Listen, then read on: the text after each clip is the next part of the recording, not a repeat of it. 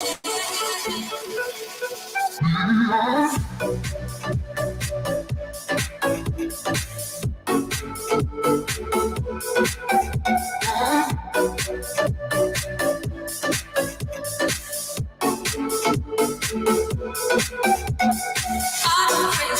you touch me, crazy.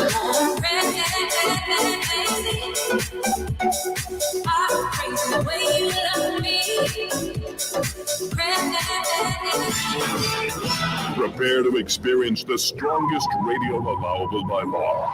Secrets will be revealed. Myths dispelled. From the studio gym where excuses never apply, it's Superhuman Radio with your host, Carl Lenore.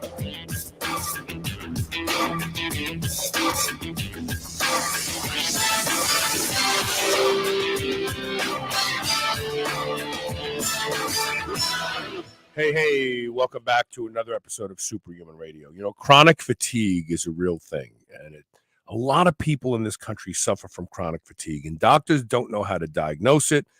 They don't know how to treat it, and people with chronic fatigue are usually lumped into different categories of terminology and told, well, this is what's wrong with you, and, you know, take these medications. And a lot of times the medications do nothing, or worse, they make you feel worse. And the reality is the doctors have no idea how to treat chronic fatigue because doctors don't know. They know what a mitochondria is. I'm not insulting doctors. They know what a mitochondria is. And I'm sure they talk about mitochondria all the time. But they really don't understand, like, how to shift the state of mitochondria. And really, that's what this comes down to. People who suffer from chronic fatigue, it's this amorphous thing. It's like, you know, I just can't get out of bed. I have no bandwidth to do any work. I can't focus. I don't feel like doing anything. I know exercise would be good for me, but I just can't motivate myself to do it. And it's this, it almost exceeds the confines of your body, the feeling, you know? And so doctors try to treat people with drugs that shift mood, or very rarely do they do anything to shift energy. But this is a big mistake, and ignoring the mitochondria in the discussion is ludicrous, because we all learned in grammar school biology that the mitochondria is the energy, the energy, or the engine of the cell. It's the energy producer of the cell. And if all of your cells produce energy, then you're not, you know, you're bouncing, you're doing things. But if all of your cells aren't producing energy, then you're dragging half of them around with you. We're going to talk about dietary strategies, which, by the way, there are supplements out there that you can take. There are some peptides you can take, but they take a long time to start working. But people see rapid changes in their chronic fatigue when they eliminate certain foods, start eating certain ways. And so we're going to talk about dietary strategies to help those out there with chronic fatigue today who want to have more fulfilling lives. During the second half of today's show, I'm going to address with Dustin Barker that there's a, did I get his name right? I think I got it wrong. Hold on a second. I'm sorry. I don't want to do that to him. Dustin Baker. I'm sorry. We're going to address, a lot of people take BPC 157 and it doesn't work for them.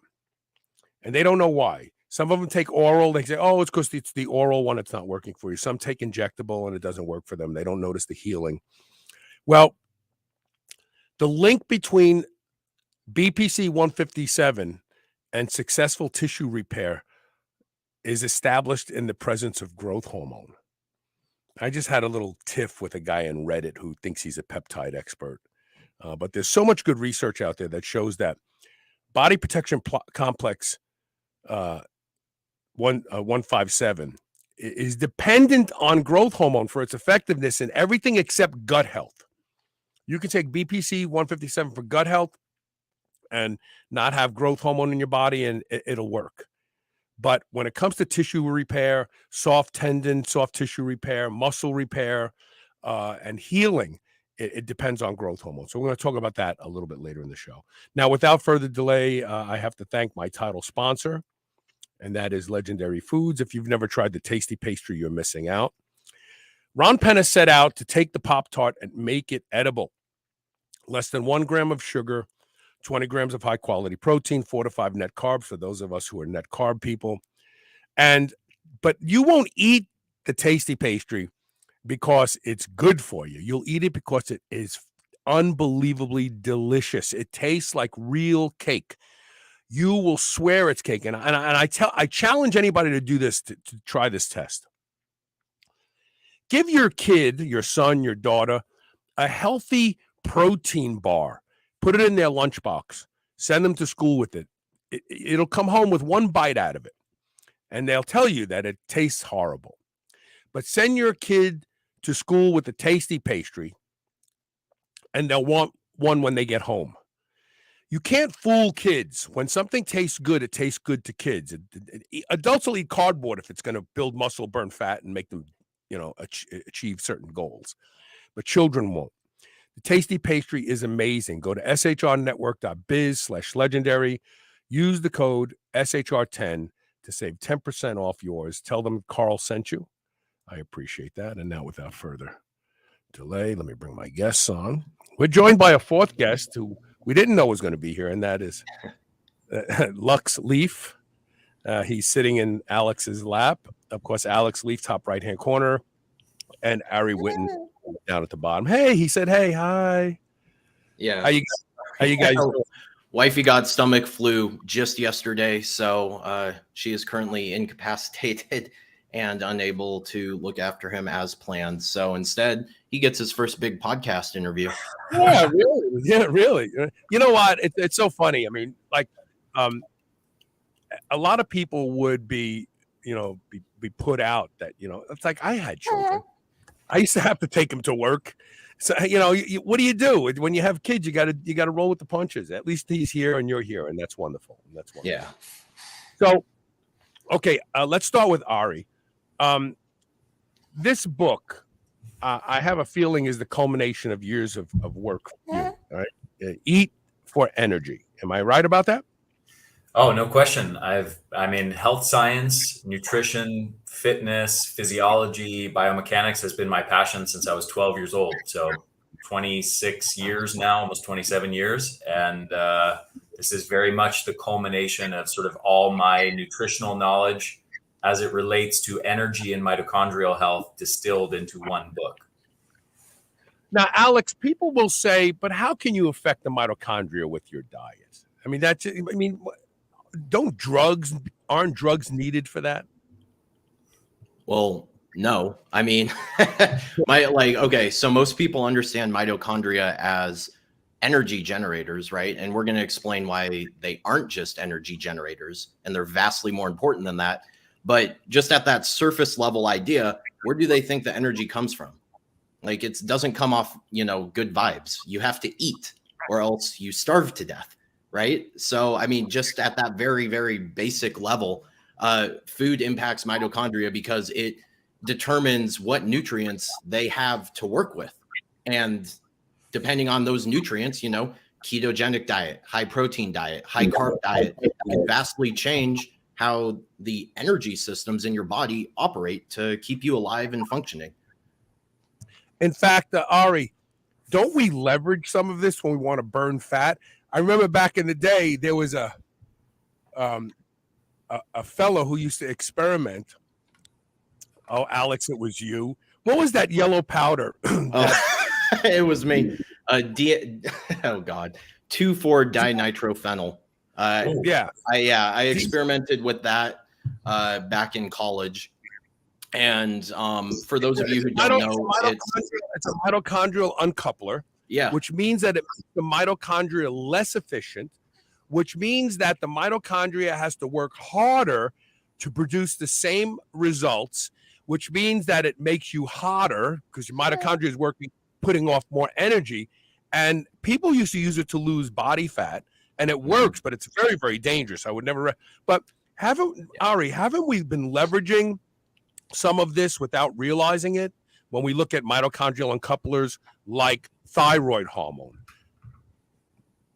Yeah, absolutely. And I would go so far as to say that there are actually many subtle forms of uncoupling that take place all the time in our bodies. to a greater or lesser extent, depending on our diet, depending on things in the diet that are subtle mitochondrial uncouplers like salicylates or like polyphenols. So, for example, if you're on a highly processed food diet, or you're on a animal foods dominant diet that's very low in plant foods, you're getting much lower amounts of those mitochondrial uncouplers in your diet. And as you said, that those subtle forms of, even the subtle forms, not necessarily DMP, but the subtle forms of mitochondrial uncouplers that we're consuming on a daily basis can absolutely make a difference in things like our body composition or insulin resistance. But more importantly, isn't this coveted mitochondrial uncoupling effect a driver of fatigue? I mean, think about it, right? So if we are looking for mitochondrial uncoupling action to burn body fat, I've used mitochondrial uncouplers. I've taken high doses of T3, and walking up the stairs is hard. Mitochondrial uncouplers possibly contributing to chronic fatigue? I mean, I'm sure that there's a case for examples of that. We have to understand, I think, why are our mitochondria built with this action of uncoupling in the first place? So in the electron transport chain, hydrogen protons are pumped across the membrane from the matrix into the intermembrane space in the mitochondria. And they build up there, and they build up a gradient. And then they eventually get pumped across in complex 5 ATP synthase of the mitochondrial electron transport chain, where they catalyze the formation of ATP, energy. Now, in the presence of high levels of reactive oxygen species, when there's a lot of, when the mitochondria sense there's a lot of oxidative stress going on, they will actually use uncoupling as a mechanism to try to minimize the production of free radicals of reactive oxygen species. So I think the first thing to understand is, like, why is that mechanism even there? So in that context, uncoupling is actually a beneficial thing. It works to help minimize oxidative stress and oxidative damage in the mitochondria. Now, having said that, anything can be taken to an extreme, right? If you drink, I saw you pick up a big gallon jug of water there, Carl. If you drink 2 gallons of that water in the next 10 minutes or 15 minutes, you can cause permanent brain damage, put yourself into a coma, or die. Now, that doesn't mean that water's bad. It means that way too much can absolutely cause a negative effect. And I would argue the same is true of uncoupling. I don't know how relevant that is to normal physiology outside of the use of these really intense mitochondrial uncouplers.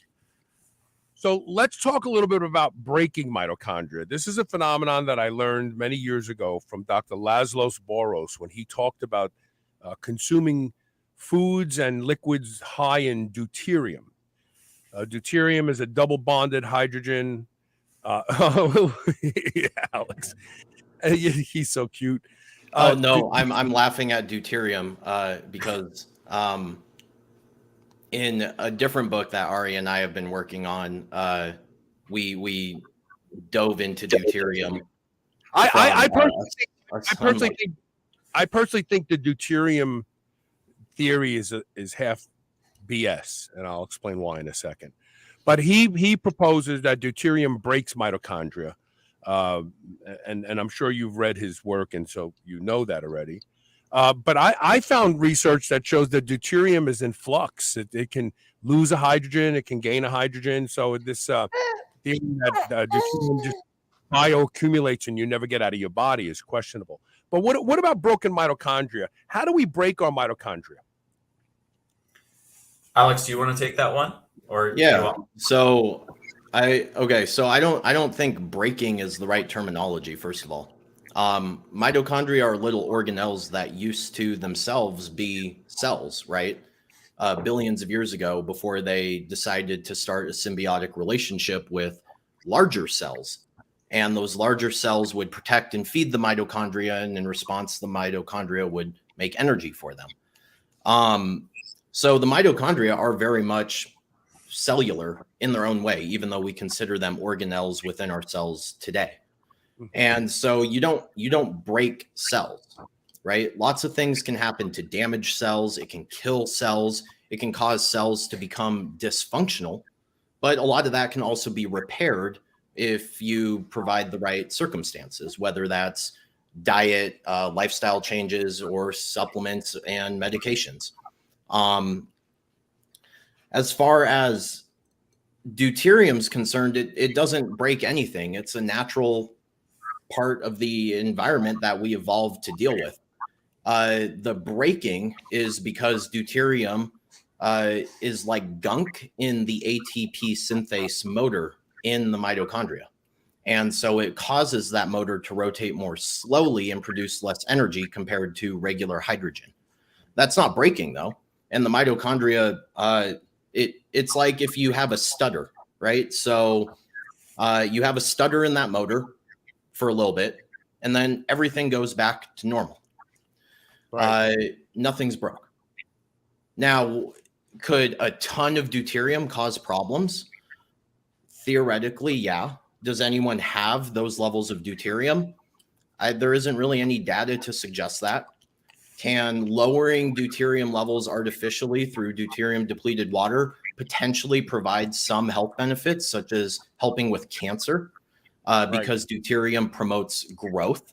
So this little guy right here, he's full of deuterium because it's necessary for him to grow. It has a lot of functions outside of just the gunk function that actually are important for certain cell signaling growth events and protein expression. So it's necessary. But as we get older, it could potentially play a role in cancer development. Some studies have suggested that people with cancer have better survival and treatment outcomes when you deplete their body of deuterium artificially by consuming water that's been lowered in its deuterium content.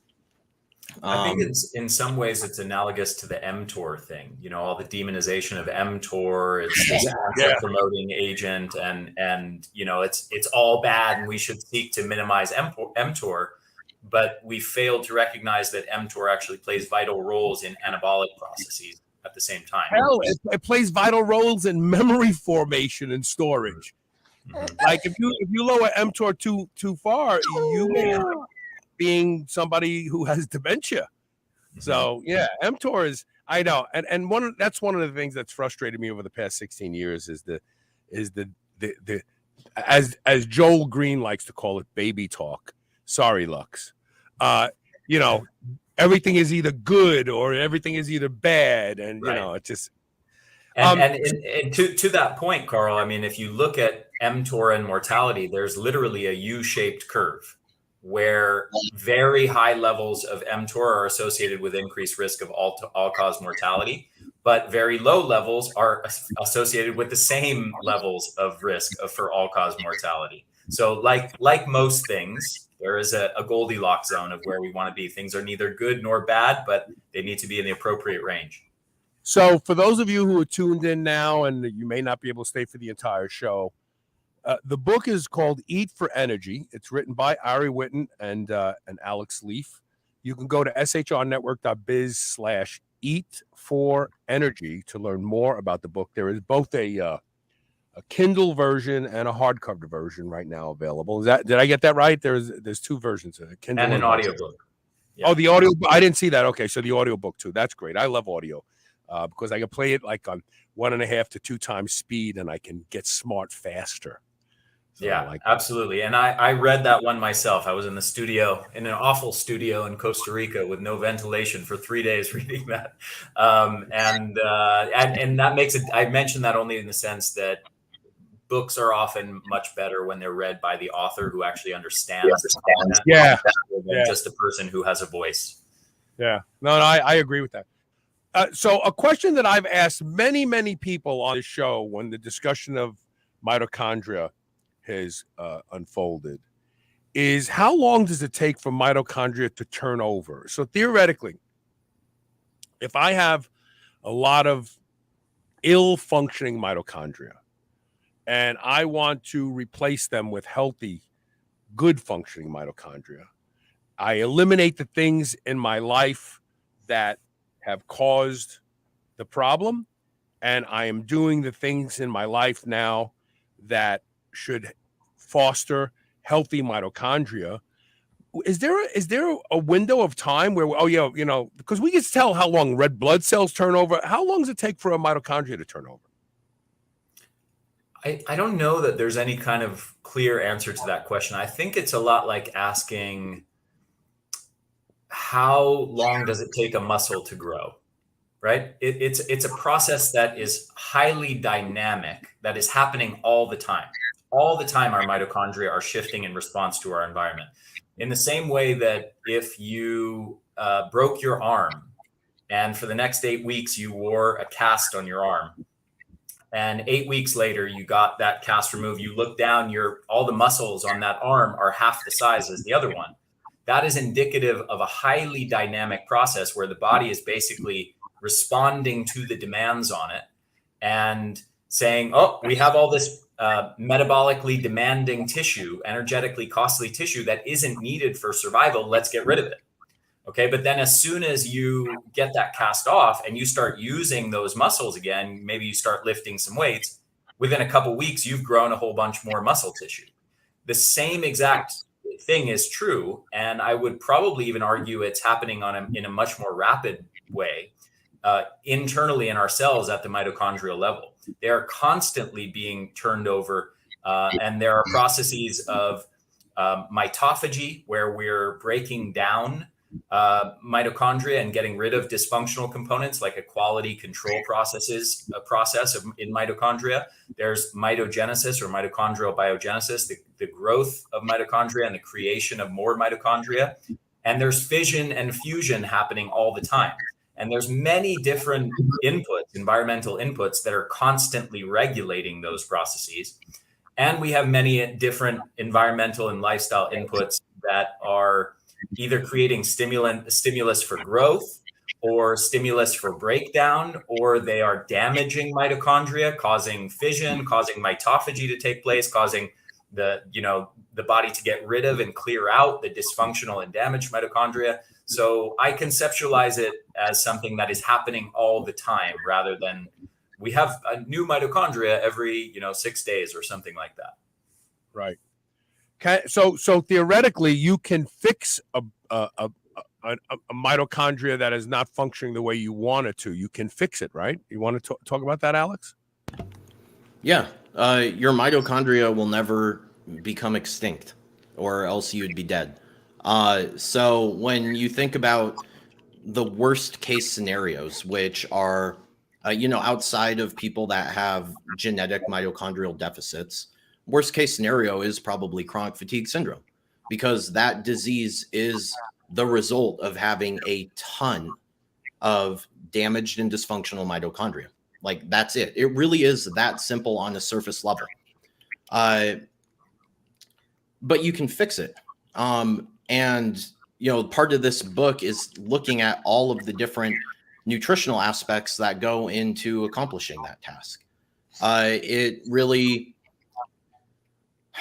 like Ari said, your mitochondria are dynamic. And so if you have a bunch of damaged and dysfunctional mitochondria, it comes down to identifying why. There's a lot of reasons why. A lot of reasons tied to diet, tied to lifestyle, tied to environmental toxicants, things of that nature. And so when you start to correct those pieces, your mitochondria aren't just going to sit there and remain dead. They're going to say, okay, good. This excessive amount of pressure we're experiencing is being relieved. So now we can start to pick up the pace. And eventually you can get to where a healthy person is at. So Carl, if I can add one layer to what Alex said there, it has also been shown in several studies that on average, people lose about 10% of their mitochondrial capacity with every decade of life. And the way they do this research is great. And I wish that this was a widely available test clinically. But they actually take a big hollow needle, they jab it into your thigh, they take out a chunk of muscle tissue and look at it under a microscope and literally count the number of mitochondria per cell. And what these studies have shown is that the typical 70-year-old has about half of the number of mitochondria per cell as a young adult. And each one of those mitochondria only has about half of the mitochondrial energy producing capacity of each mitochondria of a young person. So if you do the math on that, what that means is that most 70-year-olds have lost 75% of their mitochondrial capacity, of their energy producing capacity at the cellular level compared to a young adult. Now, it's what's critical. So that sounds like really bad news. And people might be thinking, oh, I'm 65, I'm 75. This is awful. I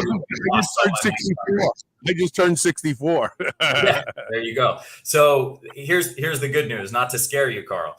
I'm sure you already know this, but when they look at 70-year-olds who are lifelong athletes, exercisers, they have the same mitochondrial capacity as a young adult.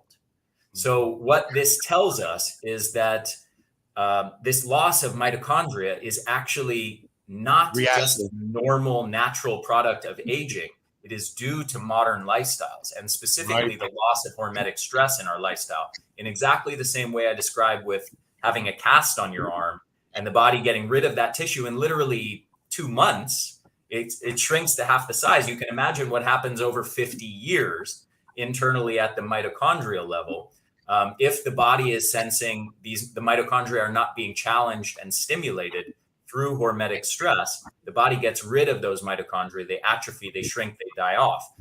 The good news is that by taking care of your mitochondria with good nutrition, good regeneration and healing, and the application of hormetic stressors into your life, you can stimulate mitochondrial biogenesis and regrow a ton of those mitochondria.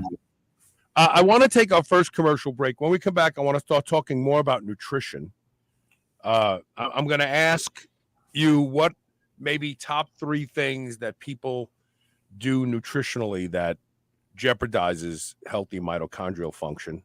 I'm going to plug the book again real quick here. For those of you listening or watching, if you go to shrnetwork.biz/eat for energy and get this book. My attitude about books is this. If you learn one thing from a book, it's a win. All you have to do is learn one thing from a book, one trick, one tip, one thing that you use for the rest of your life, and that was a worthy expenditure. And I can tell you, I know Ari Whitten. He's very well respected within the community. We just lost Alex Leaf. I'm sure he'll reconnect. We're taking a break anyway.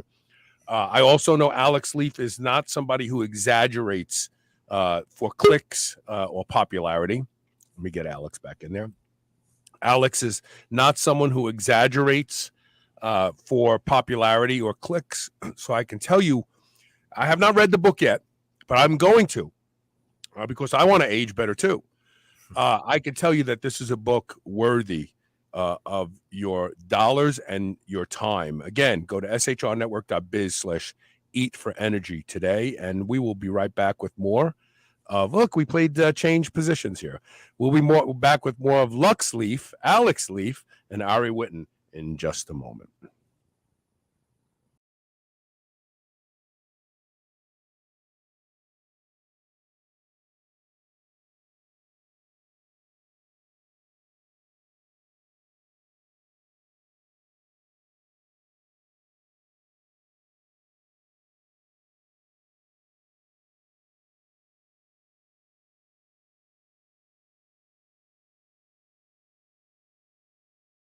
The key active ingredients. If you've ever wondered what steroid-like recovery feels like, Synthogen X2 delivers. See why others compare it favorably to powerful bodybuilding drugs at Synthogen.com. Mass Pro Synthogen. When you train with it, you'll gain with it. Dogs should be powered by fat and protein, not carbs. That's why Visionary Pet makes low-carb, ketogenic dog food for dogs of all breeds and life stages. From kibble to freeze-dried and even low-carb treats. All Visionary Pet recipes are very low-carb, ketogenic, and made with 100% real meat protein. Shop now and use code SHR for 20% off your first order today. Your dog deserves the lifelong benefits of optimal nutrition. Make the switch to Visionary and see why smart dogs eat low carb. If you've listened to Superhuman Radio for any length of time, you know I'm a big proponent of peptides. One of my favorites is GHKCU, the blue copper peptide. It has the ability to repair and regenerate more youthful expressions of skin cells, reversing the signs of aging. Restore Cell's Stem Cell Awakening Serum, along with their other products, contain potent formulations of blue copper peptide and only the highest quality organic ingredients. Superhuman Radio listeners can now save 25% site-wide. Buy their complete set and receive a free exfoliating cleanser. Go to shrnetwork.biz/blue and use the code SHR25. That's SHR25. Remodel your skin today. Being superhuman means being conscientious about the choices we make. White Oak Pastures is superhuman when it comes to raising livestock. They're committed to animal welfare, land regeneration, and rural revival. They responsibly manage the entire process from the pasture to your doorstep. High quality, pasture raised, great tasting meat from a farm you can trust. Full nose to tail selections.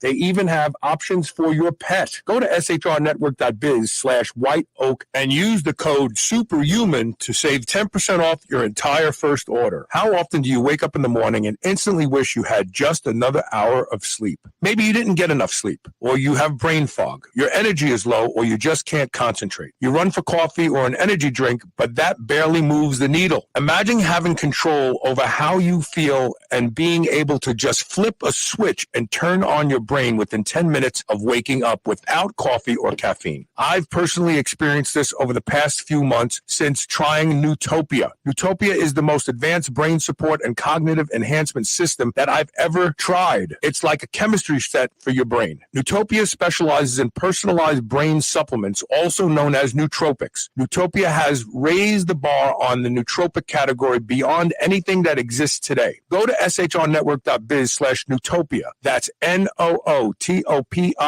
and enter the code SHR10 for an additional 10% off. You will not be disappointed in this product. Spit that out right now. This is the Superhuman Channel.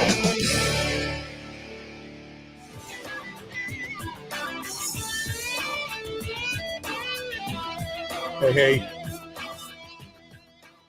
Welcome back. I'm having trouble with audio right now. We are talking with Ari Whitten and Alex Leaf, and Alex's son Lux Leaf is joining us today for his first ever podcast. I'll have to send Alex a copy of this for his baby book. Okay, so nutritionally, what do you think maybe one or two or three of the biggest mistakes people make when it comes to farming healthy mitochondria? Let me give a bit of an overarching paradigm for going into this, and I'll do this briefly. Alex alluded to this at the beginning of the podcast, but we were kind of taught about mitochondria, as you said, Carl, that in college and high school biology classes, that they're the powerhouse of the cell, and they're kind of framed as these sort of mindless energy generators that just take in carbs and fats and pump out energy. Well, it turns out that even though we've known about mitochondria for over 100 years, it's only really in the last 10 that we've understood them well, or started to understand them well. And specifically, now we understand that they actually have a second role beyond their role in energy production that is just as important as their role as energy generators. And that is as cell defenders. And this is largely thanks to the work of Dr. Robert Navio, who runs a lab for mitochondrial medicine at the University of California, San Diego, and his work around what he termed the cell danger response.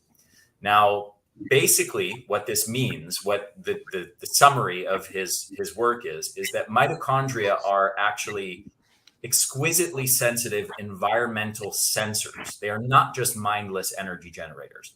They're environmental sensors. They're like the canaries in the coal mine of your body. Mm-hmm. And they're constantly taking samples of the environment and asking this question. This is super important to understand. They're asking the question, is it safe to produce energy?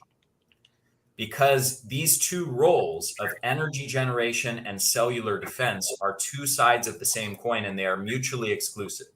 So to the extent that mitochondria are picking up on danger signals, on the presence of stress or threats, and they can pick up on virtually every type of stress imaginable. We can talk about why if you want.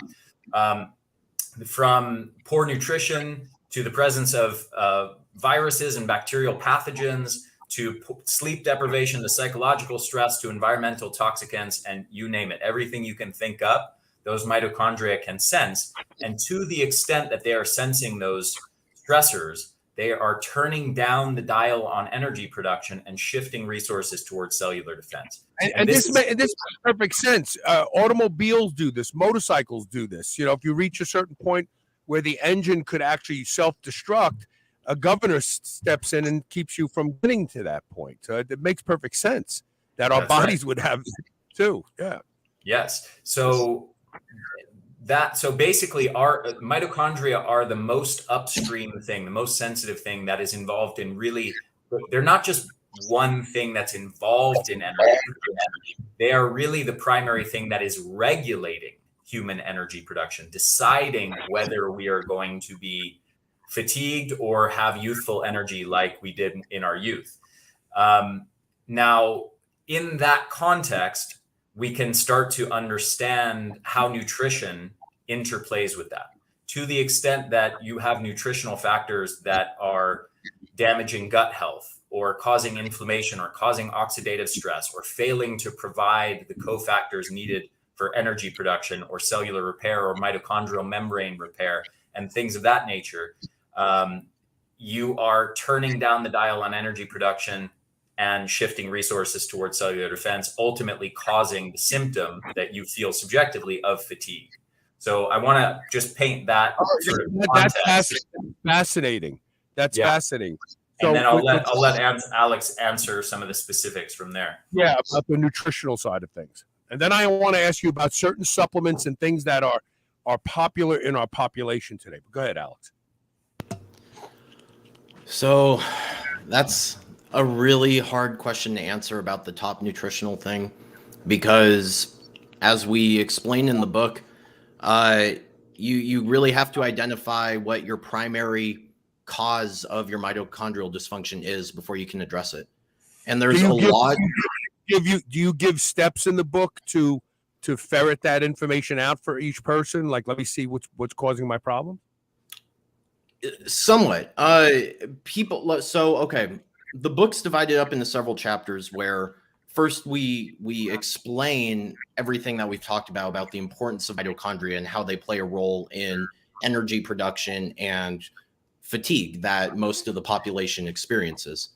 And then we dive into our nutritional recommendations based around central stressors, the most common stressors that affect modern humans. So body composition is one example. And we talk about using nutrition to optimize body composition because, 80% of the US population, for example, is carrying around too much body fat. And we walk people through how having too much body fat and then also too little muscle mass, because over 50% of people over 50 years old have sarcopenia. And so we talk about how too much body fat, too little muscle mass play a role in mitochondrial dysfunction and low energy levels. And then we provide nutritional recommendations and steps for people to take to address that cause of their mitochondrial stress. Another example is circadian dysregulation and sleep disruption. We do the same thing. We explain how this is tied to mitochondria and energy levels, and then give nutritional recommendations specifically to help people sleep better and correct their circadian dysregulation. And then we do it with brain health, gut health, blood sugar regulation. So when you ask, what's the most important nutritional change someone could make, the answer is it depends. It really depends on what their challenge is.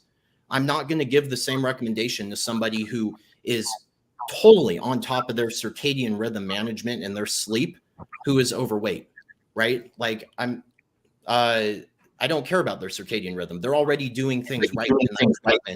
I'm going to give recommendations that help them obtain a healthiher body composition. Now there is. I'm going to throw. Okay, good. What's that? There is what? Real quick. There is overlap. And if I had to take a big general idea about, okay, what hits most of these things all at once, it would actually be quite similar to Michael Pollan's thing.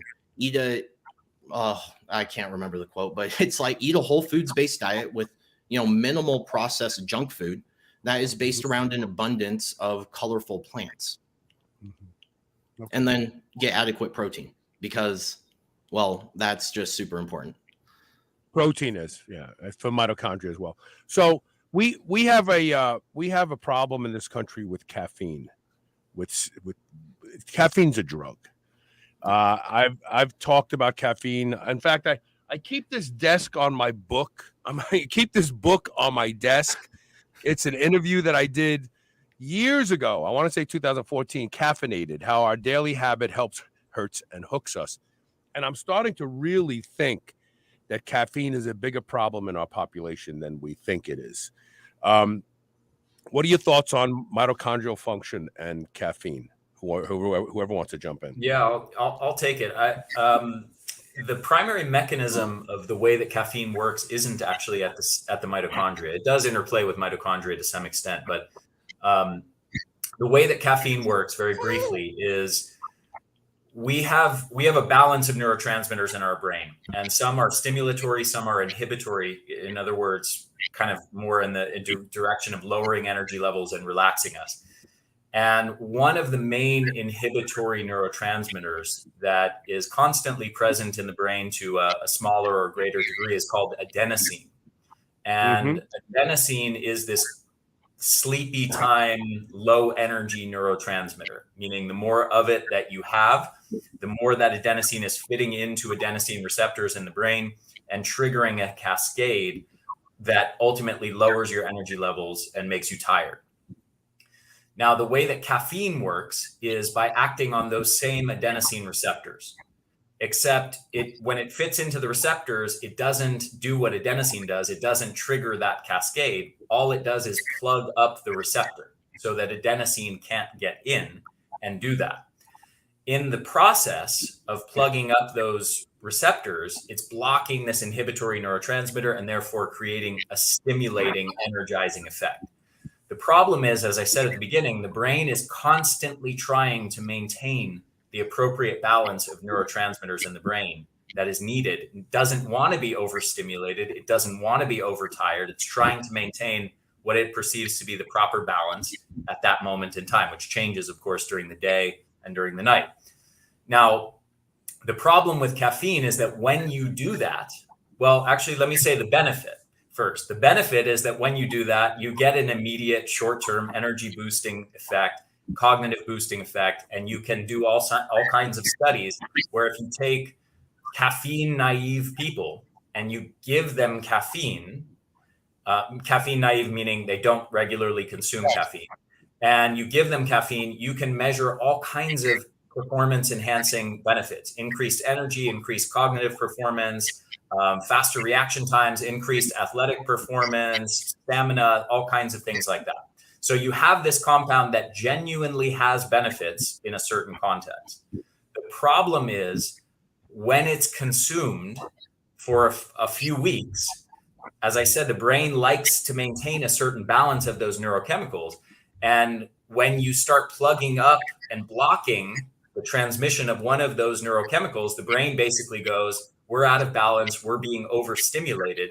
Let's make adaptations to correct this and bring us back into balance. And the way that it does that is two things. One, it increases the amount of adenosine in the brain. And two, it increases the amount of adenosine receptors in the brain.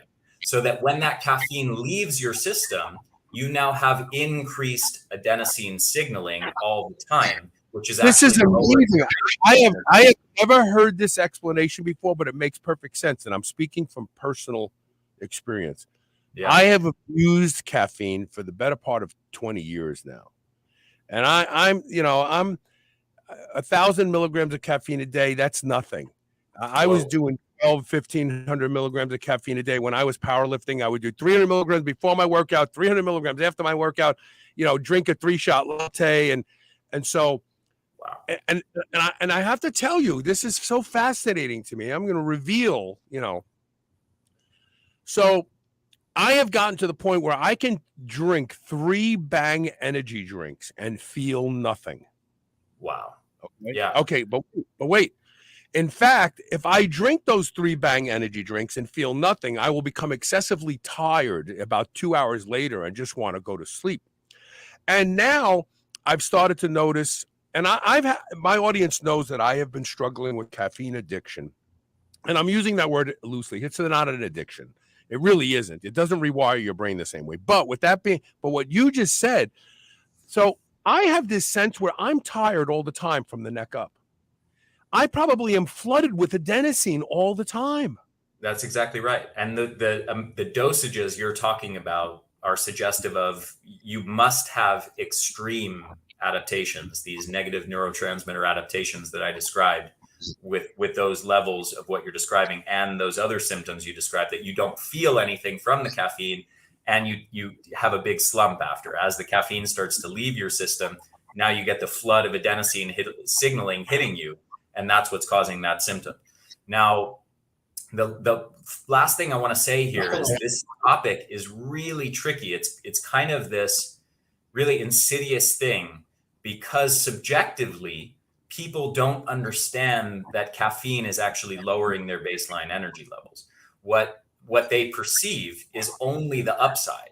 They only see that when I take caffeine, it gives me a boost. So a caffeine addicted person or a caffeine adapted person, let's say. That's me.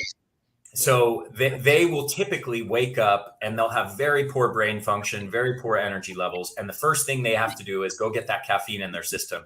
So their brain wakes up. And then when they get that caffeine in their system, they wake up, they feel more energetic, their brain starts to function. And their subjective interpretation of that is caffeine makes me feel good. It gives me energy and helps my brain function. But what they don't realize is that the chronic caffeine consumption is what killed their brain function and energy level in the first place. And it's actually been shown in numerous studies that if you measure, even though what I said at the beginning is true, that if you take caffeine naive people, you give them caffeine, you get a genuine boost. If you take chronic caffeine consumers and you measure them in terms of athletic performance, cognitive performance, and so on,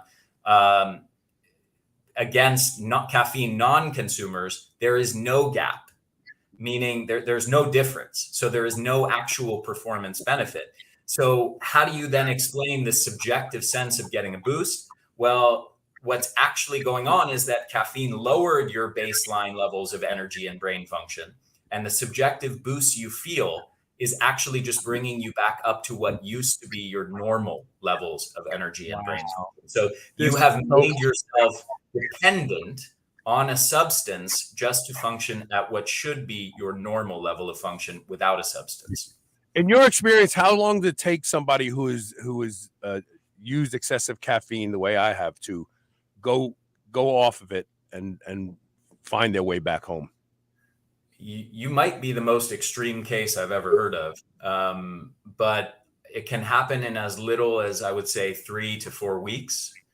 In your case, I would maybe guess 3 months.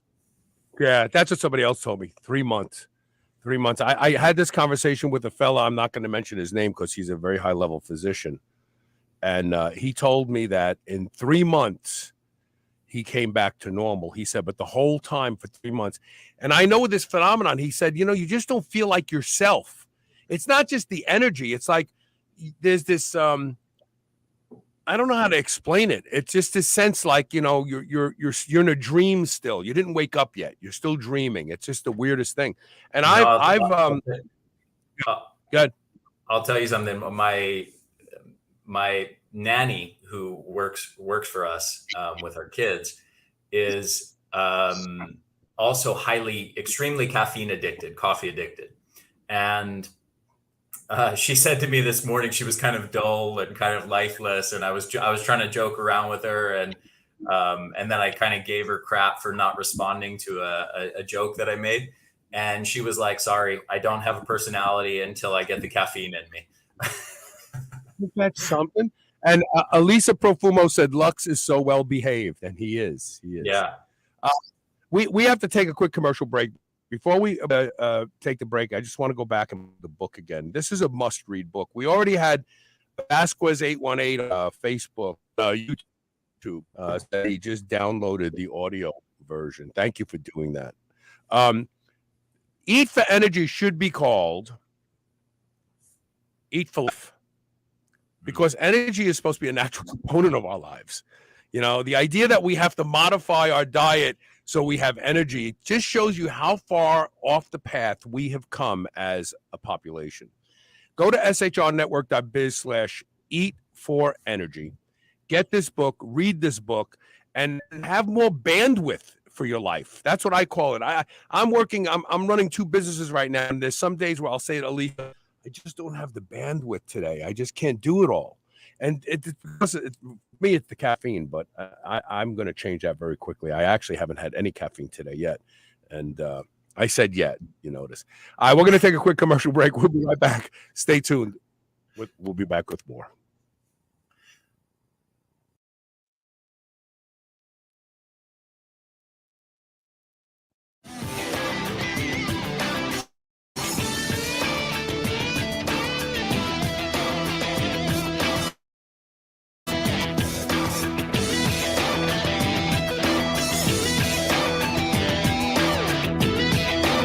The Hercules Pre-Workout from Lost Empire Herbs is like no pre-workout you have ever had before. Completely natural formula designed specifically to optimize workouts, provide quicker recovery time, provide adequate nutrition, and get you away from all those no-good, overstimulating pre-workout supplements on the market today. The Hercules Pre-Workout blend is a mix of extracted natural herbs and mineral pitch. No fake colors, no added flavors, nothing else. Not only will Hercules Pre-Workout formula help your workouts, but you'll likely discover lots and lots of side effects, beneficial side effects. Go to shrnetwork.biz/Lost Empire today to learn more. Remember those rectangular toaster pastries you used to love when you were a kid? Well, Legendary Foods has just made them better. The new cake-style tasty pastry is like nothing you've ever had before. With 20 grams of high-quality protein and less than 1 gram of sugar, you'll feel like you're cheating, but you're not. Go to shrnetwork.biz/legendary and use the code SHR10 to save 10% off your purchase of tasty pastries. Now available in cookies and cream, red velvet cake, birthday cake, blueberry, strawberry, brown sugar cinnamon, and hot fudge sundae. Go to shrnetwork.biz/legendary and use code SHR10 today. I would easily say that I am the hugest proponent you will ever meet to doing anything that will improve the quality of my sleep. And that's because sleep is linked to just about every metabolic disorder we see in our population today. One of the easiest things you can do to improve the quality of your sleep is to get a pillow that can be shaped into the exact form factor that allows you to get your best night's sleep, and that is MyPillow. I've been sleeping with MyPillow for a few years now, and I can tell you that when I have to travel and stay in hotels, I don't get a good night's sleep because I don't have MyPillow with me. Right now, you can save up to 60% off of everything offered to improve the quality of your sleep at shrnetwork.biz/MyPillow when you use the code SHR. Or you can call toll-free 800-889-4938. And remember to use code SHR to save up to 60% off of everything at their website. Are you suffering from signs of an unhappy gut? Diversity is the key to healthy, robust inner ecosystem. Body Ecology probiotic liquids are made by fermenting organic seeds, biodynamic brown rice, and chickpeas together to create a diverse culture found nowhere else on Earth. It's the secret to restoring your gut's microbiome for a healthier digestive tract, improved immune function, and longevity. Take 20% off by visiting the website shrnetwork.biz/bodyeco. shrnetwork.biz/bodyeco. That's BODYECO. And using the code SHR20. You're listening to the Superhuman Channel. We're ripped and we're ready.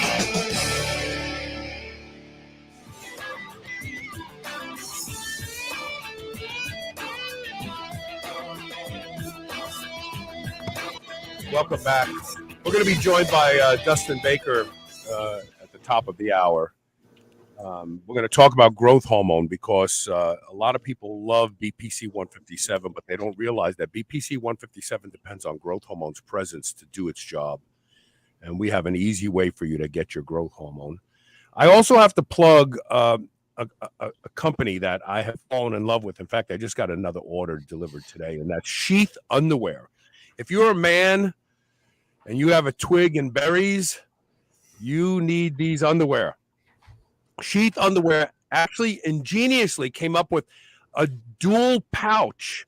So all your junk doesn't get squished together in one little mound, and everything stays separated, which helps with sweatiness. It helps with blood flow for us older guys and comfort.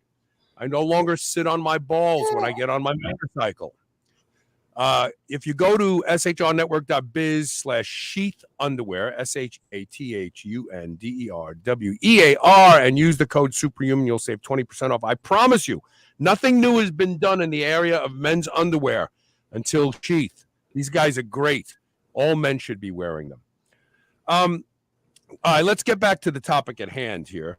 I'm going to throw some words at you. Tell me if they have a role in mitochondrial dysfunction. Iron overload. Alex, you want to take it?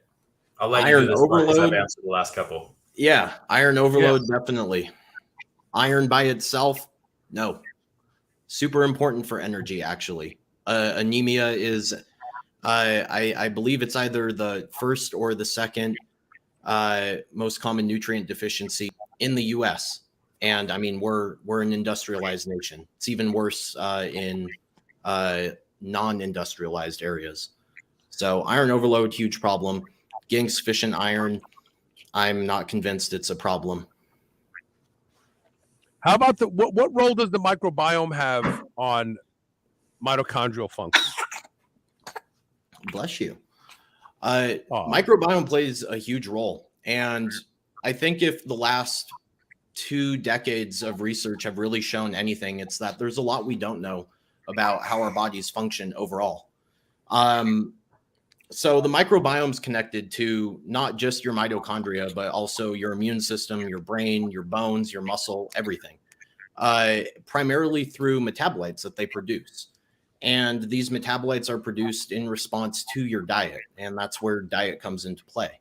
So your diet, the 2 most important things that your diet provides are, generally speaking, prebiotic fibers, which are fermented into things like short-chain fatty acids that benefit your gut locally and also travel throughout your body to have peripheral effects, and phytochemicals. So countless really phytochemicals are metabolized by your microbiome in ways that we don't know to produce things that benefit us in ways we're only scratching the surface with. One example is Ari, I'm gonna screw up the pronunciation. It's urolithin. Urolithin, thank you. But that's produced from pomegranate. Ari, help me out again. Ellagic acid. Yeah, so there's a compound that's found in some foods called ellagic acid or ellagitannins. It's found in small amounts in many different types of berries, but it's especially rich in pomegranates and chestnuts. And the ellagic acid is metabolized by certain species of bacteria in the gut into a compound called urolithin A, which has been shown to be, I believe it's the single most powerful promoter of mitophagy, this quality control process. It's like autophagy, but at the mitochondrial level, to help the body clear out and get rid of dysfunctional and damaged mitochondria. So this is one way that, people have probably heard of a gut brain axis. There's also a gut immune axis, a gut lung axis, a gut skin axis. There's a gut mitochondria axis. And we have those short chain fatty acids that Alex was describing that are produced by many different gut bugs. And those play a critical role in mitochondrial function and brain function, by the way. And then the gut also produces urolithins, which are also critical for quality control of our mitochondria. And there's a lot more things that it produces that we don't even know about because, again, we're just scratching the surface on a lot of this. Tomorrow, I have a guest on the show, Dr. Stefan Van Vliet. He was recommended to me after the last interview I did with Dr. Sean Baker, the leader of the carnivore diet, because he has gone to the extent to examine beef to see everything that's in beef, what vitamins, what minerals. It turns out there's polyphenols in beef. And it makes perfect sense because everything the cow eats gets in tissue to one degree or another. Do either of you have any opinions about the carnivore diet or eating all meat all the time? Yeah, I don't think that there is a strong basis for supporting that diet for long-term health. I think that it can be therapeutic as an elimination diet in the short term. I think it could be therapeutic as a weight loss diet in the short term. But when it comes to long-term health, we don't have any like actual data looking at that type of a diet. But we do have a lot of data looking at food components that diet specifically eliminates, like plants. And virtually all of that data points in the direction of a benefit. Like if you pull up any single study looking at plants, it's either going to show a benefit or no effect. Like the only research that would show a harmful effect of plants is, either case studies that look at someone who decided they wanted to drink, a spinach kale smoothie 5 times a day, 3 months straight, and they get kidney damage from the oxalates, which is not applicable to, most people. Or it's mechanisms where they look at, for example, the effect of goitrogens in isolation in certain contexts, like insufficient iodine intake, and completely ignore that that's not how people are consuming goitrogens. And then studies that look at high goitrogen foods show no effect on thyroid function, right? And then the microbiome in particular, I think the data is rather clear that when you eat a low fiber diet, which is what is going to happen on a carnivore diet for most people, unless they supplement, you're going to slowly cause the extinction of bacteria. So not just a reduction, but if you're not feeding those bacteria for long enough, they will die off completely. And then even if you reintroduce fiber, those bacteria won't be there. They won't be able to grow back, and you'll actually just have worse problems. And this is something that myself and Brianna actually see with people coming from these diets when you're working with clients, is they say, well, I had gut issues. I went, carnivore, low fiber, keto, whatever. Everything got better. But then I tried to reintroduce them and things were just worse. So clearly it's helping me. And it's like, well, no, what you did was a short-term fix rather than addressing the cause of your gut problems. And ultimately it just made things worse, so that when you then tried to reintroduce those things, all of your symptoms came back tenfold because now your gut's in an even worse position. And we show that it's not just that eating, you have now a lack of things like short chain fatty acids, but you have higher metabolism of protein in the large intestine, which is known to cause genotoxic and carcinogenic compounds as a result.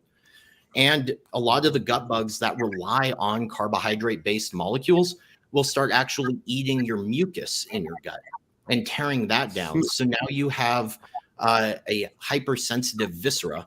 So you become even more discomforted when that viscera runs into things like gas bubbles. It makes you more uncomfortable.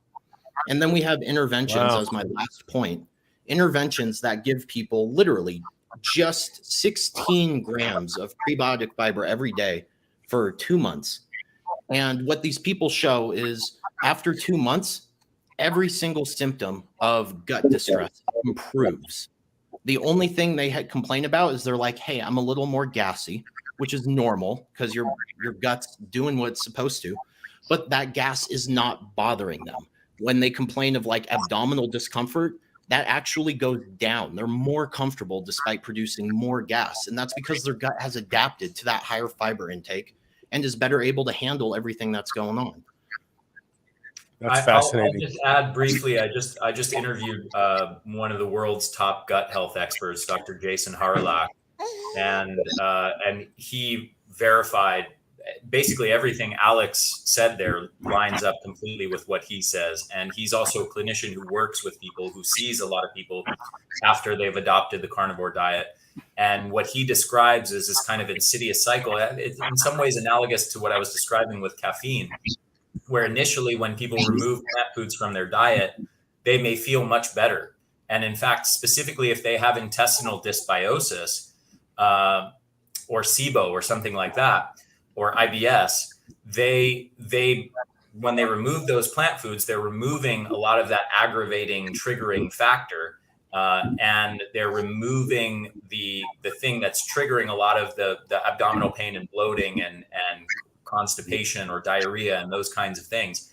And they may feel great for a period of time, but they are in the process causing a massive amount of dysbiosis that is then, and visceral hypersensitivity, as Alex described, that when they then go to try to reintroduce things, they encounter massive problems, which subjectively is often interpreted as, wow, now I have to go even more extreme with the carnivore diet and eliminate even more plant foods, right? And so they get into this vicious cycle when they're actually causing themselves longer term problems.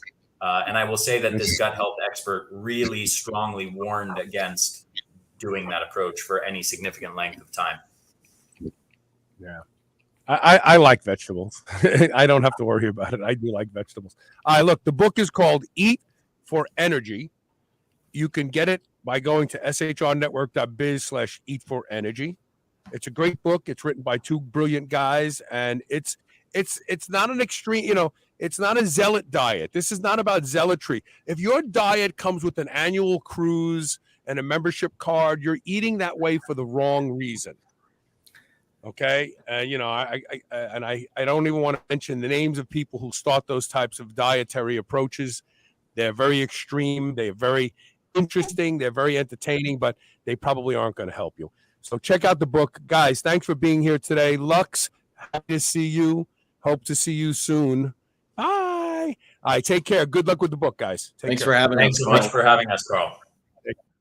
All right, we're going to take one quick commercial break, and when we come back, we're going to have Dustin Baker on. I'm going to tell you the secret why the BPC 157 that you're buying and taking may not be working for you. And we're going to give you a very simple solution, too. Stay tuned. We'll be right back.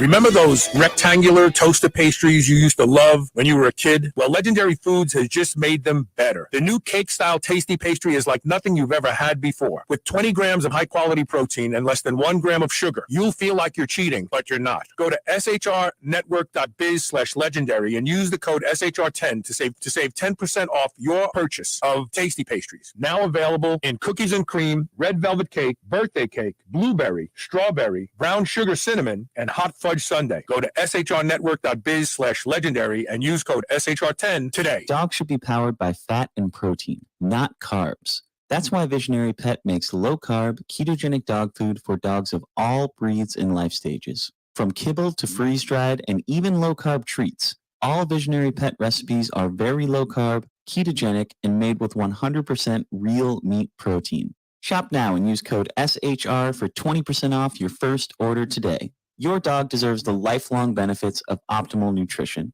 Make the switch to Visionary and see why smart dogs eat low carb. Are you 35 or older? Every year after puberty, your growth hormone decreases sometimes by 50% by the age of 35, and it only keeps going down from there. This affects everything from making it harder to recover from workouts, sleep, and a general loss of a sense of well-being. It also affects your ability to get and stay lean. Biopro Plus is the first of its kind, 100% non-synthetic alternative to prescription synthetic growth hormone treatments. All the benefits without any of the needles or side effects, and 100% safe. Previously only available through doctors, you can go to shrnetwork.biz/biopro, that's BIOPRO, and use code SHR30 for $30 off today. If you've listened to Superhuman Radio for any length of time, you know I'm a big proponent of peptides. One of my favorites is GHKCU, the blue copper peptide. It has the ability to repair and regenerate more youthful expressions of skin cells, reversing the signs of aging. Restore Cell's Stem Cell Awakening Serum, along with their other products, contain potent formulations of blue copper peptide, and only the highest quality organic ingredients. Superhuman Radio listeners can now save 25% site-wide. Buy their complete set and receive a free exfoliating cleanser. Go to shrnetwork.biz/blue and use the code SHR25. That's SHR25. Remodel your skin today. Being superhuman means being conscientious about the choices we make. White Oak Pastures is superhuman when it comes to raising livestock. They're committed to animal welfare, land regeneration, and rural revival. They responsibly manage the entire process from the pasture to your doorstep. High-quality, pasture-raised, great-tasting meat from a farm you can trust. Full nose-to-tail selections. They even have options for your pet. Go to shrnetwork.biz/white oak and use the code SUPERHUMAN to save 10% off your entire first order.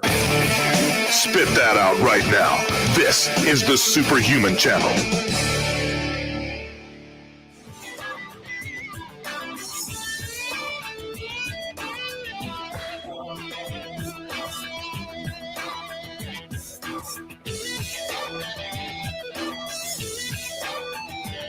Hey, welcome back. I was blowing my nose, sorry. My allergies are in full flare. Dustin Baker, how are you, man? Carl, I'm phenomenal. I was laughing because a lot of people may not know, your listeners, when, guys like me are like, hey, Carl, will you highlight my products on your show? You're like, well, I don't just do that. I need to test your products. You need to show efficacy, etc. And I was laughing because there's a keto dog food. I'm like, I wonder if Carl tried the keto dog food. Yeah, I don't have a dog, and I haven't tried the keto dog food. That's not true. I actually ate a handful of it when they were making it when I was out there one time. So but that's the same company that makes Legendary Foods makes the keto dog food and everything. Okay, very cool. Phenomenal. Yeah. So I was on Reddit this morning. I won't go back. And I never go on Reddit, but there's a peptide section, and so I went in there, and some girl asked a question, and I don't remember exactly what the question was, and it was someone said something about surgery and using BPC 157 and thymosin beta 4, which are both good post surgery.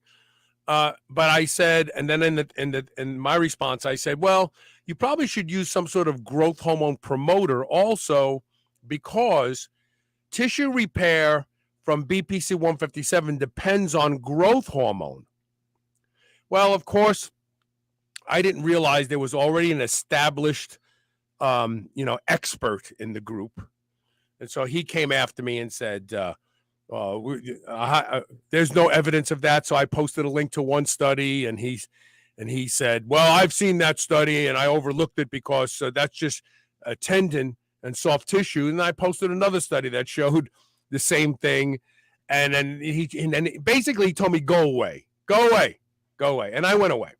But it made me realize BPC 157 by far is probably one of the most popular peptide supplements in the world today. Because it's orally available, you can take it orally or injectable, okay? And it really does speed healing and recovery. That I think people should understand that it depends on growth hormone. So what BPC 157 does that speeds healing of soft tissue and muscle and everything else, the only thing you don't need growth hormone for the effects of BPC 157 is that on your stomach and the microbiome. That's it.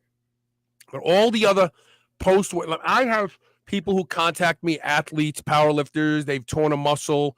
Hey, what peptide should I use? And then I always tell them, add growth hormone to the mix, always. And so what BPC 157 does is, number one, it massively increases growth hormone receptor biogenesis in the damaged tissue. Now, think about this for a second. Growth hormone receptors are what take the signal from growth hormone and tell the tissue to repair. So if you don't have a lot of growth hormone receptors on the damaged tissue, then growth hormone has no effect on it. So that's clear. Anyone who wants to dispute that, please don't listen to my show anymore.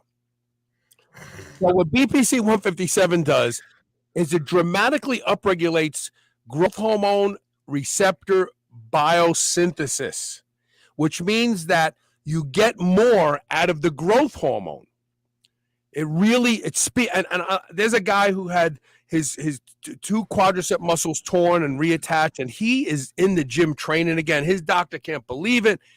And, so all I said was that by adding a growth hormone promoter, we'll get better results. This is a fact. This is undisputable. And arguing about it is nonsense. But then it dawned on me, there are a lot of people out there who take BPC 157.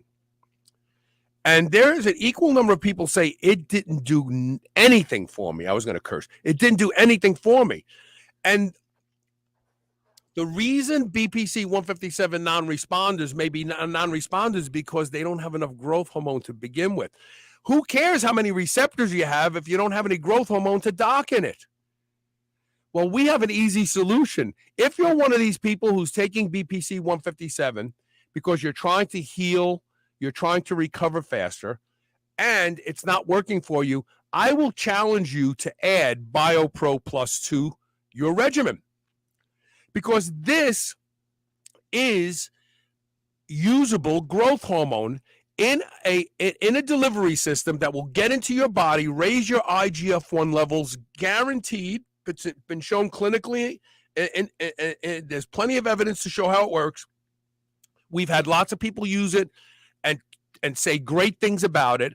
But this is it. If you want your BPC 157 to work better, pair it with Biopro Plus and watch what happens. And I'm going to plug the shrnetwork.biz/biopro, BIOPRO, code SHR30 for $30 off. But this, the body needs growth factors to repair tissue. This idea that BPC 157 does it by itself is just stupid. And I hope the guy from Reddit comes over, because I posted, I do this.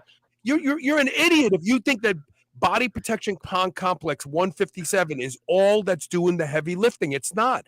It helps make the growth factors more effective at doing their job. And it's the mechano growth factor, the IGF-1 EC that repairs muscle tissue.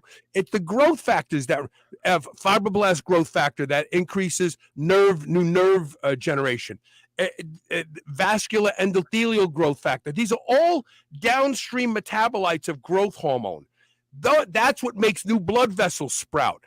It's not the BPC 157. The BPC 157 is kind of like the job superintendent. If he wants more healing over there, he's going to put more workers over there. But he doesn't have workers. He has receptors. He say, put more receptors over there. We need more healing on that tissue over there. That's how it works. So go ahead. I'll let you jump in. And I'll go on. No, I'm listening. It's commonly overlooked. I think growth hormone used to be really big for a long time, especially in performance athletics, and somehow magically it's just like completely overlooked. I have my own personal opinions of why that is in the medical space. One of them being it's incredibly expensive, and number two is that it's highly, highly regulated for good reason. In some states, it's terribly difficult to get your hands on, so it's just not available. The common Band-Aid is, and before I say this, understand that I'm not saying that these products don't work, what I'm about to state, but it's still a Band-Aid for issues that lack of growth hormone produces. But your synthetic testosterone replacement therapies, or a lot of these, these peptide therapies, whether it's nasal, injection, or oral, you're still missing a massive piece to that puzzle, which is the growth hormone itself. There are studies overwhelmingly to provide evidence that, even if you take a synthetic or exogenous TRT drug, if your growth hormone and growth factor levels are not adequately paralleled with that drug, you're not going to exert the same benefits as you would have had you paired it with it, because they work synergistically. The same thing with what you just stated. And Carl, you already did it and said, did my job for you, is that, you have the end result, which is, your BP 157, which is the synthetic peptide. It's a 15 amino acid chain that you're using to create a change, but you're not signaling that change to happen. And that's where growth factors, which are the end result of human growth hormone, which you just stated, come into play. They are these cellular signals. They have to signal the event or the tissue regeneration to happen. That's all that is. Every bodybuilder will tell you, every pro bodybuilder will tell you, that taking androgens, game changer. Taking growth hormone, game changer. Taking them together, it's not 1 + 1 = 2. It's 1 × 20. It really is. And everybody, you can ask any pro bodybuilder, any pro athlete, you see greater results from taking growth hormone and testosterone. They'll all tell you, oh, it's unbelievable. It's unbelievable. So that's really not disputable. We have a question here. Hold on a second. I hope it's your Reddit guy. He's not gonna come listen to me. He wouldn't listen to me because I said to him, I said, well, you already know everything. So Sean Wasson says thoughts on combining Biopro with ipamorelin and tesamorelin. I wouldn't do it. I would just take the Biopro because ipamorelin and tesamorelin are secretagogues. They are going to cause your pituitary to squirt growth hormone. Biopro Plus is growth hormone. It's just in a format that you can absorb under your tongue. Well, here's the other thing is like with ipamorelin or synthetic HGH, it's important to note that Biopro Plus is non-synthetic. So you're basically it's for individuals who may not want to do any injections. And it's also for individuals who, there are side effects. I'm not saying that they happen every time. I'm not saying that they don't happen, but there are side effects that do come with, use of certain types of synthetic drugs, especially, at higher doses. And this is an opportunity and an alternative for individuals to use if they're not interested in, mixing, injecting themselves, going the synthetic route, or if it's not available to them in their area. Thomas Whittingham says he's on day 17 of Biopro Plus and the sleep. I don't know if he's saying and the sleep is great or I was able to speak with Dustin before I started using it. Would you please post how you like it? Do you notice anything, Thomas? Could you do that? Sean Watson says, yes, that's a good point. Yeah, you don't need a secretagogue if you have growth hormone. You don't need it. So save your money on the ipamorelin and the tesamorelin and just use Biopro Plus. So what I think his name was Tom. So Yeah. what Tom's talking about is we make an additional product that you pair with Biopro Plus. He's adding our sleep formula. So what we do is we have our Biopro Plus, which is our it's our coup de grace. It's our number one product. We sell that more than anything else. It's been exploding. It's been really wild, man. We're getting orders in from Switzerland, New Zealand, Australia. I mean, it's crazy. It's been really cool. So we added and we've created a PM formula as well. And what the PM formula does is it helps to increase the time and efficacy spent in your NREM and REM sleep cycles, so you can naturally produce more of your own growth hormone without any type of stimulant or even without the additional growth factors that we provide. So when you pair them together, it's a phenomenal 1-2 punch. Yeah, so that's what Thomas is saying. He says the dreams are freaking crazy. He said that's a normal, very normal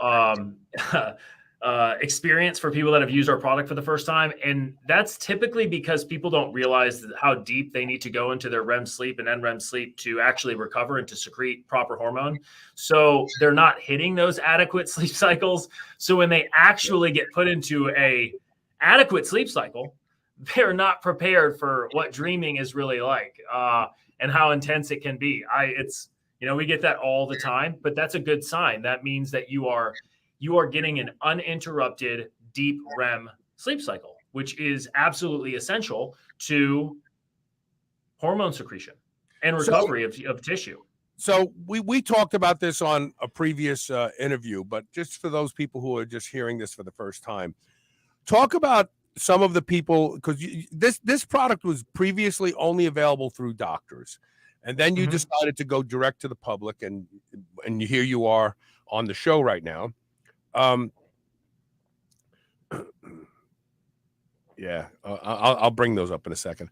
Talk about some of the blood work that you've seen from doctors who have put their patients on Biopro Plus and where their IGF-1 levels went from and to after being on it for a while. Absolutely. So I'll touch on a few of those things because with a little bit of what we already spoken about with some of the exogenous hormone prescriptions that people already take, that's a number one question we get is, can I take this with TRT? Can I take this with bioidenticals? Can I take this with X, Y, or Z? So what physicians have seen with our product use is that when paired with a lot of those synthetic applications or even bioidenticals, they see a drastic increase of the absorption rate. So the benefits that those patients get are exacerbated and enhanced.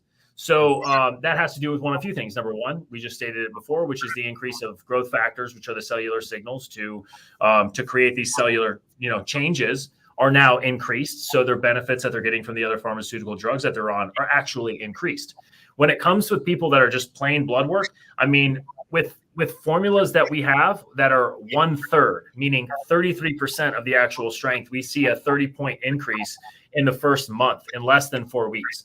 And the product with Biopro Plus is we have actually increased the formulation by 3 times and added a genetically enhanced, a genetic enhancer, meaning the absorption rate. We've added 3 different proprietary ingredients to increase cellular permeability, meaning the way that the cell actually opens up to absorb more of vitamins and nutrients that they are taking. So the uptake, the bioavailability, and the efficacy has gone through the roof. Sean Wasson says he got his second course. He's starting to feel a difference, but now I'm wanting the sleep version too. Yeah, there you go. Yeah, I know. Everybody wants better sleep. I want to answer a question to Thomas Whittingham also, because he mentioned he's waiting to see how his joints feel. Even on straight up real growth hormone at 3 to 4 IUs a day, it literally takes months to start to notice the changes in soft tissue in the joints. In fact, many of you may remember the groundbreaking interview I did some 8 years ago with Dr. Alan Dunn, who is not practicing anymore, and I think he may have passed away, to be honest with you. I don't know. I get emails from people regularly about that show, wanting to know how they can get in touch with him or where they can find a doctor. Dr. Alan Dunn was an orthopedic surgeon in Florida, and he worked exclusively with professional athletes. But then he started helping regular people. And his protocol, the Dunn protocol, was 20 IUs of growth hormone mixed in a medium, a gel, injected directly into the capsule joint of the knee, of the hip, whatever joint it was. It was called intra-articular growth hormone injections. He pioneered it. And so you would go to Florida, you'd walk into his office, he'd take the ultrasound, and he'd numb your knee, and he'd go in with the syringe, and he'd pump 20 IUs of growth hormone in there, and you'd go away. And then you'd come back a week later, and he'd do it again, and you'd come back 1 week later. So he did it 3 times 20. Now, keep in mind, because the growth hormone was suspended in this medium, and because of the nature of the synovial capsule of a joint, it didn't get out. It's not like it got out and it went through the whole body. It stayed in there. And then after the 3rd injection, I really need to rerun this show. After the 3rd injection, you went away for 6 months. And then when you came back in 6 months, he did arthroscopy on you, and he showed you pictures of your cartilage growing. And what would happen is, even people talk about bone on bone. Very few people actually have bone on bone, because if you have bone on bone, the joint is frozen. You can't move it. But with these people who were near bone on bone, you see, he talked about the pictures. You'd see the little sprouts of blood vessels coming up out of the bone. Then you'd see the chondrocytes forming at the end of the blood vessels, and then you would all of a sudden see all the chondrocytes getting bigger and growing together. And then all of a sudden you see them growing thicker. And all of a sudden you'd have a friggin' pad back in your knee that the other surgeon wants to remove your knee. He said, no, you can't regrow cartilage. Bullshit. You absolutely can regrow cartilage. But, Thomas, it's a slow process. You can't use any type of growth hormone and expect your knees to feel great overnight. Now, if you want your knees to feel great overnight while you're using the growth hormone, you can go to an orthopedic surgeon, and your insurance company will most likely pay for it, and you can get high molecular weight hyaluronic acid injections, and they'll inject it right into your knee, and you walk out of the office feeling great. But cartilage takes time to grow, but growth hormone does grow cartilage. And this is not an unknown phenomenon. You just have to look at somebody with acromegalia, right? You know, these people that have the pituitary adenomas, you know, and they end up being 6'9", hunched over, big hands, giant, proud joints. Their knuckles are so big, and they walk, they're crippled. That is because of growth hormones, growth hormone overproduction causing something called joint crowding, where the cartilage in the joint grows so big that they actually start to push the joints apart. So growth hormone's ability to regrow soft tissue is well understood by medical science. Why won't doctors do intra-articular growth hormone injections for because a knee replacement is an expensive surgery, and that's a lot of money. And 20 IUs of growth hormone, even if it's $1,000, $3,000, and you're gone, and your cartilage regrows. So you have to be patient with the cartilage regrowth. Yeah, but it should help. Even though we're talking about, you know, complete tissue remodeling and regeneration, of course that takes time. Doesn't matter what you're on. I mean, it literally doesn't matter what you're on. You could be on the craziest stuff that's ever been produced. It's still going to take time. But you should start to feel some sort of at least anti-inflammation and swelling of the joints to help with, release of some of that. If you are experiencing, and I have no idea what he's experiencing, but some sort of release or relief of that joint, if there's some sort of pain there that isn't caused by lack of tissue, if that makes sense. And the science, if you want to get really granular about the science, most of all the soft tissue ligament and accelerated healing science with joints is going to be directly related to insulin-like growth factor 1. And there's about, if you Google it, I hope you have 6 weeks, because you're not going to get through all the science that's behind it, especially when it comes to soft tissue and ligament remodeling and regeneration. He did say, I was shocked. He said, I feel great, and I think my immune system is liking it or rocking it. So does this product have an effect on the immune system, you think? Absolutely. In fact, it relates directly with the creation of T cell count.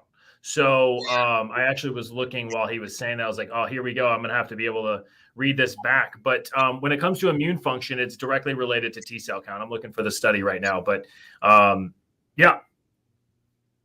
So it inhibits microbial and fungal growth by enhancing immunological function and suppressing inflammatory cytokines. And it goes on and on and on. But yeah, absolutely. Immune function is one of our best benefits. All right, so let's plug the product one more time.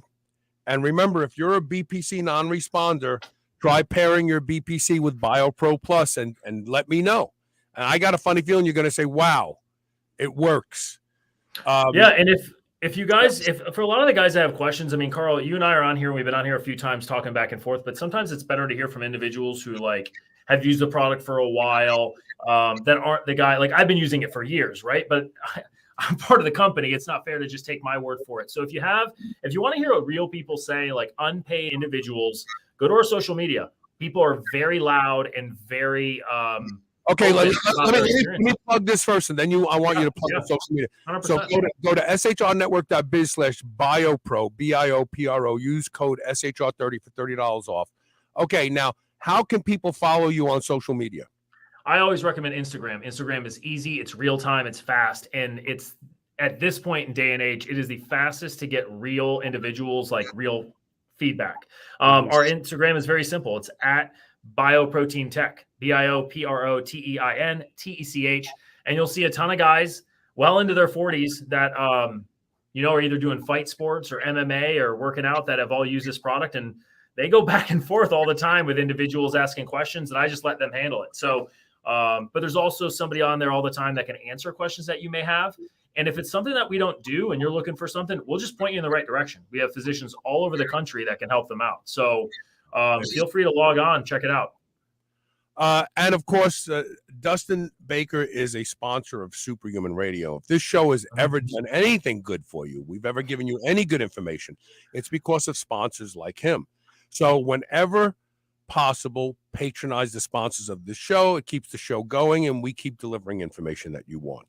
So there you go. Dustin, thanks a lot for being here today, brother. Thank you, Carl. I always really appreciate our time together. It's always fun. So I look forward to the next one. We both learn a lot, don't we? We both learn a lot. Carl, I mean, your show is phenomenal. I go on a lot of shows all the time. And every time I log on, I sit in the waiting room for like 15, 20 minutes, and I'm watching whoever the guest is. I have no idea what I'm coming on to talk about. Literally, I go into this blind. And I just sit here and I'm in awe, and I'm like, listen to these guys. You have these smartest people that actually know what they're talking about. And you, like, I don't know how you keep all this stuff straight. And my job is literally to go around and educate doctors and go on these shows. Every time I'm on your show, I'm blown away by your knowledge, your delivery, and the guests you have. And that's honest truth. I know. I see you. You come in early all the time. And you're sitting there listening. You're watching the show from the room. I'm trying to figure out what I'm going to be talking about. I got to be ready to go. So, but I enjoy your show, man. It's great. I really appreciate the opportunity. Thank you, Dustin. See you soon. Thank you, brother. All right, we're going to say goodbye. We'll be back tomorrow. We have an amazing show. You got to tune into tomorrow's show. We're going to dispel some myths about beef. You know, we have a lot of people. Look, I'm not suggesting people eat only beef. That's not my thing, right? But we have a lot of people out there who want to do away with beef. They want us to eat fake beef. They want to say that beef is destroying the planet, which is not true. But more importantly, they act like beef has no vitamins, no minerals, no nutrients in them. And we're going to show you tomorrow unequivocally from research that beef has polyphenols in it. What? I thought only colorful fruits have polyphenols in it. So beef is the only true superfood in the world. Sean Watson says we need a campaign to get Carl on Rogan. Yeah, he'll never have me on. This show will reach millions. I'm not popular enough for Joe Rogan. I'm not. And I love Joe. I've been listening to Joe since Joe was only stand-up. I remember some of Joe's raunchy comedy that I still think of and laugh today. I love Joe Rogan. I love what he's done. I love what he's done for us, the people. Thank you, Craig Hollander, for saying great show. And then Thomas Whittingham says, Dustin gave me his personal cell and email. Wow, I don't know many people in companies that do that. He's very professional. It was great to be able to connect in person with him. That's good news. Tune in tomorrow. I want you to share tomorrow's show, too, because we have to start dispelling the myths that beef is evil and dangerous and unhealthy, because there's nothing true about that. All right, we'll see you tomorrow. Thank you for being here today, and thank you for always supporting the show. Thank you.